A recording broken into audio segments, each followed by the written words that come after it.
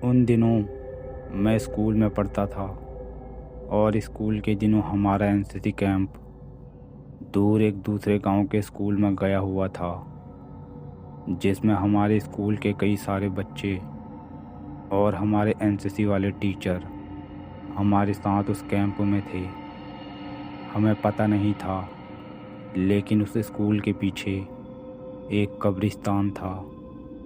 वो जगह हमारे लिए नई थी, तो हम उस जगह के बारे में ज़्यादा नहीं जानते थे। अब उस स्कूल में हमारी दिन भर ट्रेनिंग होती और रात को सब साथ बैठकर मजाक मस्ती करते।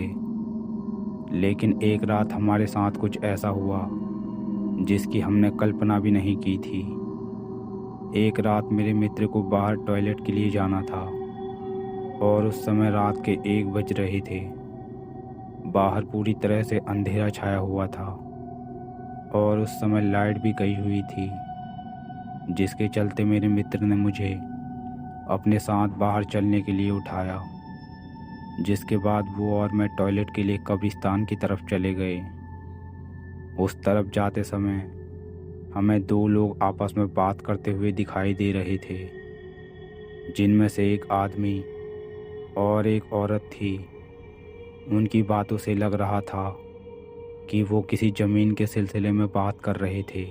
थोड़ा आगे चलने के बाद हमें अपने सामने 2 कब्रें दिखाई दी और अब जिस पर हमें दोबारा वो आदमी औरत उस कब्र के ऊपर बैठे दिखाई दिए थे।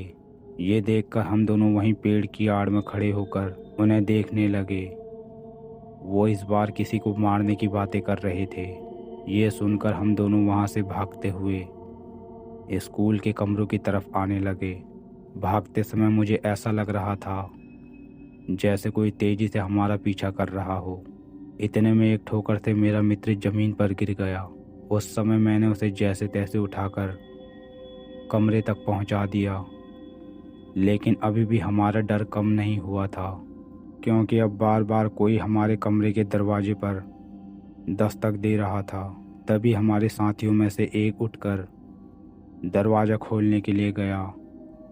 उसके दरवाज़ा खोलते ही दरवाजे पर वो औरत और आदमी खड़ा था, जिसने अपना गुस्सैल चेहरा बनाया हुआ था। वो अपनी गुस्सैल और भारी आवाज़ में उस लड़के से बोला, तुम हमारी संपत्ति में कैसे घुसे? क्यों आए हो यहाँ? इतना बोलते ही उस आदमी ने लड़के का गला दबा दिया और वो औरत अपनी उंगलियों से उस लड़के की आंखें निकालने लगी।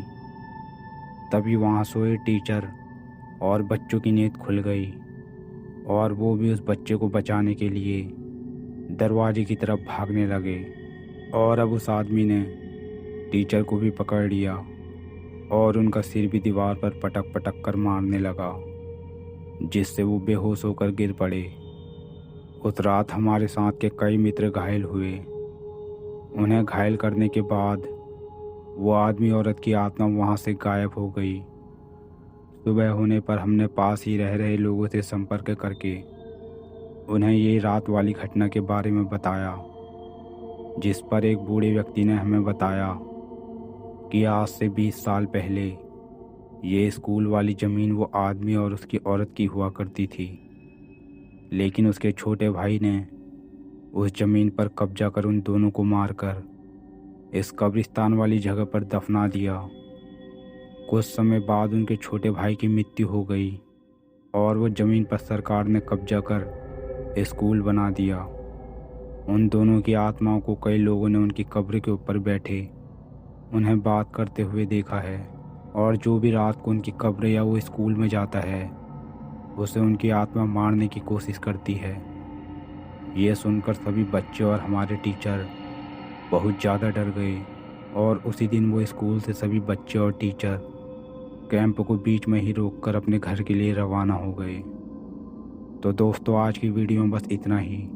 अगर आपको हमारी वीडियो पसंद आई हो तो वीडियो को लाइक करें, चैनल को सब्सक्राइब करें, साथ ही बेल आइकन को दबाकर ऑल पर सेट कर दें, जिससे कि हमारी आने वाली वीडियो का नोटिफिकेशन आपको सबसे पहले मिल सके।